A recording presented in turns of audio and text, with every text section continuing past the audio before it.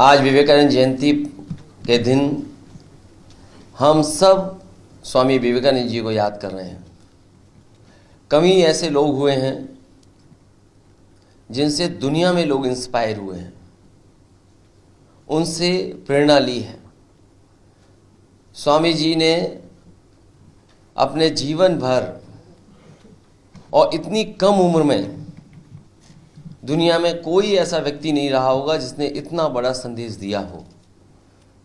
समाज को सुधारने के लिए, समाज कैसे आगे बढ़े और अपने विचारों से लोगों का जीवन कैसे बेहतर हो, उसके लिए लगातार स्वामी विवेकानंद जी काम करते रहे। आदरणीय उदय प्रताप सिंह ने जिस तरीके से याद दिलाया कि स्वामी विवेकानंद जी की जो स्पीच थी शिकागो की,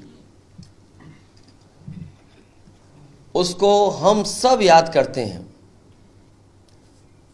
उस घटना को सबसे महत्वपूर्ण माना जाता है और लेखक ही नहीं, लीडर्स, भारत के पॉलिटिकल लीडर्स, दुनिया के और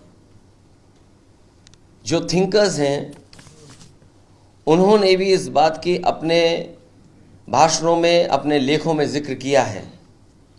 और कहा जाता है कि जब स्वामी विवेकानंद जी स्पीच देने के लिए खड़े हुए तो उन्होंने जब ये कहा, sisters and brothers of America, न जाने कितनी देर तक तालियां बजती रही उनके स्वागत में।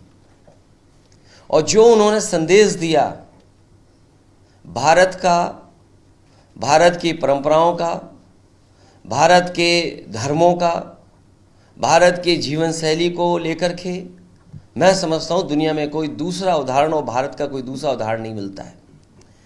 जहां उनके भाषण का एक हिस्सा मैं आपके साथ सामने पढ़ना चाहता हूं। उन्होंने कहा कि I am proud to belong to a religion which has taught the world both tolerance and universal acceptance. We believe not only in universal tolerance but we accept all religion as true.